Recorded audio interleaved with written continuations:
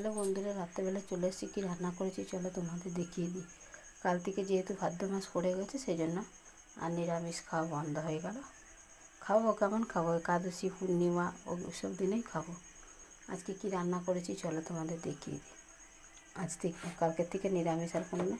সবুজ চুড়িগুলোও খুলে দেবো এরপরে, যেহেতু ভাদ্র মাস তো পড়ে গেছে। ভাদ্র মাসে দুদিনও হয়।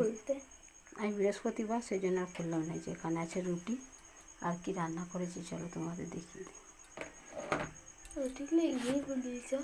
না না, নিরামিষটা না, নিরামিষ থাকছিলো তাই ঘি। এই যে অনেক দিন এটা খাই নাই তাই যে এই যে পেঁয়াজ, এত পেঁয়াজ করতে ভালোবাসে। ওই যে একটা মাছ খাই নাই, আজকে খাবো না। দেখো পেঁয়াজ কেটেছি, তার আবার ডিজাইন দেখো। দেখো কতগুলো এরকম আর কতগুলো এরকম। নিজে যেমন বললো এরকম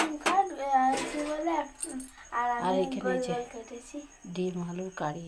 দেখো ডিম দিয়ে আলু দিয়ে, দেখো ডিম দিয়ে আলু দিয়ে কষা বানিয়েছি। কষা বলো কারি বলো, কারি না, কারি হলে তো ঝোল হতো, তো ঝোল করে ওই রুটির সঙ্গে একটু মাখা মাখা চলে। আর এখানে বানিয়ে নিয়েছি এই যে সিমই। এই দেখো, আর কী সিমই টিমই খাবে। চিনির দাম বেড়েছে দেখছো তো বন্ধুরা, কোন জিনিসের দাম বাড়ে না। 68 টাকা কিলো। এই যে এখানে আছে সিমই। এই ছিল আজকে রাতের খাবার।